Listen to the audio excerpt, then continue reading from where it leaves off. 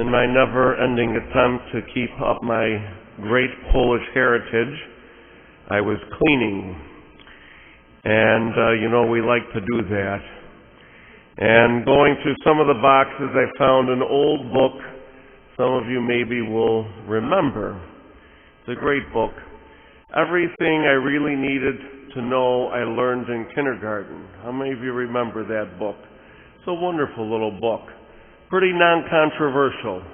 And that book begins with a beautiful list of things that we learn in kindergarten, and I would think everything on that list is pretty non-controversial. My favorite part of the list, warm chocolate chip cookies and cold milk are good things. It's a pretty non-controversial thing. Another part of that list, please and thank you. Beautiful part of that list. The only thing that I can really take a little discrepancy from that book is the fact that I did not learn those things in kindergarten. I learned them far before. I did not learn them in the kindergarten classroom. I learned them at the classroom of the kitchen table. I learned all of those things, particularly please and thank you. Now, those who are parents, no one has ever admitted to it, but I know you go to parent school, It's got to exist because there are certain things that every set of parents do. And one of those things would be this. If you came to the table because you wanted to have that warm chocolate chip cookie, and all of the adults were sitting at the table, and you already had some, but you wanted more, and you asked for more, your mom or dad would say, and what word do you need to use? Please. Right? And if it was given to you before you were allowed to leave the table, what were you asked for? Thank you. Right? We learned that. Well, that whole idea of please and thank you that we probably really first learned from our parents at the kitchen table. Take that to the gospel today in the readings. The readings really are about please and thank you. As adults, we need to be reminded sometimes to say please and thank you.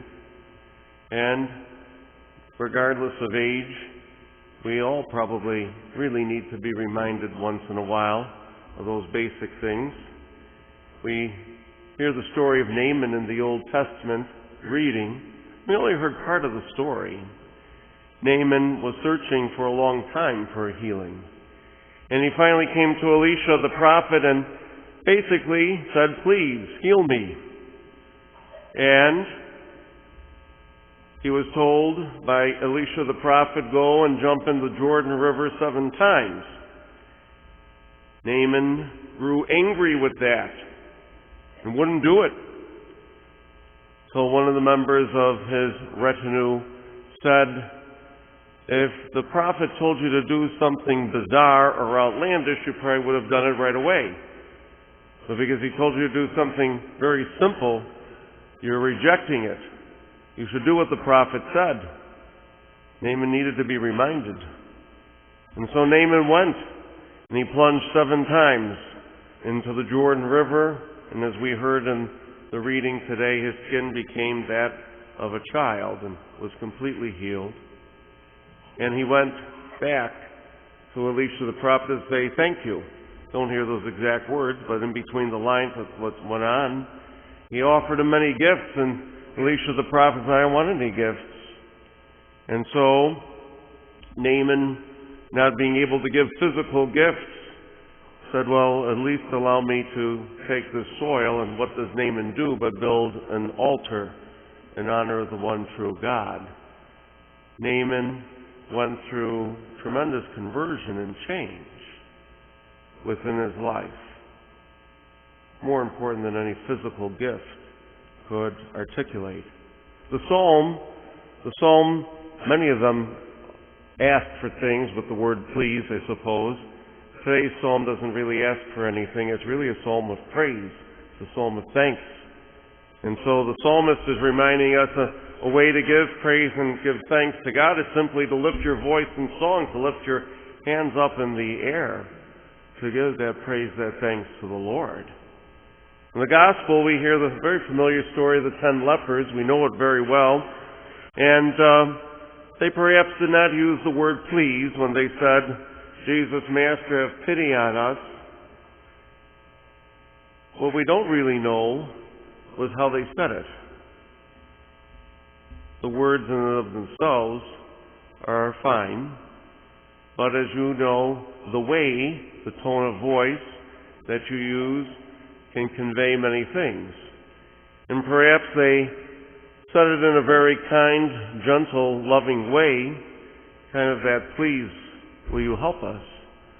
Or perhaps they could have said it in a harsh tone and a sense of entitlement and demanding. "Heal us, we know you can do it." We don't really know how that was asked. But we do know that they were sent off to show themselves to the priests.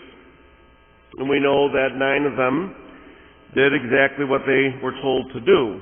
Being good Jews, it was the priests who had to render them clean to return to society. Of course, the lepers were not allowed within the village, within the town. They had to live outside the outskirts of town.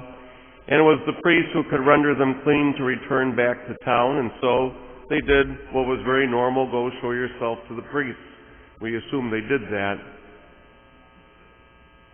The one returned, the Samaritan, the foreigner, to give praise and thanks to God. That was his thank you. And Jesus asked that question, weren't all of the others also cured? Where are they? Well, we don't really know what happened to them, do we? We kind of assume that they did not ever come to say thank you. Jesus probably expected that, because he would not have asked the question had he not. So what really happened with these 9? We don't know. Maybe they had that sense of entitlement. You're a good rabbi, we're faithful Jews, you owe us this healing. Could have been a sense of entitlement and a closed mind and a closed heart. Or on the other hand, they could have been so overwhelmed with joy over being healed that once they were rendered clean, they went back to their family. I know I've received many gifts that I've been very thankful for, and I forget to write the thank you note. It's pretty human. It can happen, and perhaps that's what happened. We don't really know. But what we do know is that Samaritan, the foreigner, he's the one who returned. Take all that to ourselves. How do you ask God for things? It's a very important question. Do we come with that sense of entitlement, or do we humbly present ourselves to the Lord, asking for what we need? Do we do it in a demanding way or a humble way? And how is it that we respond to the many blessings we receive? Some do like to do something physical. Naaman built an altar. And when we remodeled the church this year, all of the church appointments have names on them. People wanted to remember a loved one or their own family, and the name is on these candlesticks and the crucifix and so on. Sometimes maybe we want to do something physical in thanksgiving to the Lord, and that's a good thing to do. Perhaps the greater thing is turn away from a false idol or a false god to the one true God in a deeper moment of conversion, just as Naaman did. He stopped worshiping false gods and started worshiping the one true God. Sometimes we are elated and we run, as the Samaritan did, and we give thanks to someone and to God himself. And maybe sometimes we get a little forgetful to thank the Lord. It was at the classroom at the kitchen table we first learned to say please and thank you. And maybe this week we can take a little time and encourage all of us, maybe 10 minutes a day for this week. Just take 10 minutes each day. Think, what is it that you are thankful for? What are the blessings the Lord has given you in your life? Even pull out a piece of paper and write them down so you can physically see them. What are the blessings?